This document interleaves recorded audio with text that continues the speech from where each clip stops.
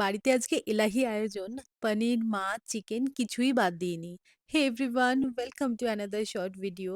So এই দেখো আমার কিচেনের অবস্থা। আমি তো একদম কোমর বেঁধে লেগে পড়েছি। আরে কি ভাবছো বাড়িতে গেস্ট আসবে তাই জন্য এত রান্না করছি আমি? একদমই নয়। নিজেদের জন্যই এত রান্না একসাথে করে রাখছি। কাল আর পরশু দুদিন ভীষণ ব্যস্ত থাকবো। আগে থেকে স্কেডিউল আছে, বেশ কিছু ব্র্যান্ডের শুট করতে হবে। তাই ভাবলাম যে একদিনে এতগুলো রান্না একসাথে করে রাখি। তাহলে বাইরে থেকে খেতেও হবে না আর জাস্ট গরম করে আমরা খেয়ে নিতে পারবো। তো পনিরের একটা আইটেম বানিয়ে রাখলাম ডিনারের জন্য। এদিকে তো পেঁয়াজটা ভাজতেও দিয়ে দিয়েছি, ডাল বানাবো। মসুর ডাল পেঁয়াজ ফোড়ন দিয়ে খেতে খুব ভালো লাগে। আর দাঁড়াও, উচ্ছে চচ্চড়ির আলুটাও দেখছি সেদ্ধ হয়ে গেছে। ডালটাও সাদলে নিলাম আর এদিকে পনিরের জন্য গ্রেভিটা প্রিপেয়ার করে নিয়েছি।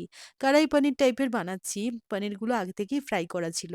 তবে দাঁড়াও, এখনো তো মেইন আইটেমটা শুরুই করতে পারলাম না। তবে হ্যাঁ, পনিরটা কিন্তু নামিয়ে নিলাম আর একটা এয়ারটাইট কন্টেনারে রেখে দিলাম। তারপরে মনে হলো একটু ধনেপাতার চাটনি হলে মন্দ হয় না। ওই যে আমি মসুর ডাল বানিয়েছি, মসুর ডাল দিয়ে এই ধনেপাতার চাটনিটা খেতে আমরা সবাই খুব ভালোবাসি। তো মেইন আইটেমটা দেখো বসিয়েও দিয়েছি, চিকেন কষা বানাচ্ছি। চিকেন কষাটা বানানো থাকলে রুটি দিয়েও খেতে খুব ভালো লাগে, আবার একটু ঝোল রাখবো যাতে ভাত দিয়েও খেতে পারা যায়। কালারটা কিন্তু মন্দ আসেনি, কি বলো? আর এদিকে পমফ্রেট মাছটাও ফ্রাই করতে বসিয়ে দিয়েছি। মসলা মাখানো ছিল, জাস্ট কড়া করে ফ্রাই করে নেব।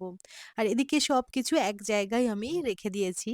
এখানে আছে আলু দিয়ে, বড়ি দিয়ে উচ্ছে চচ্চড়ি, মুসুর ডাল, ধনেপাতার চাটনি, আর আছে কড়াই পনির, আর এটা হচ্ছে লাল ঝাল চিকেনের ঝোল।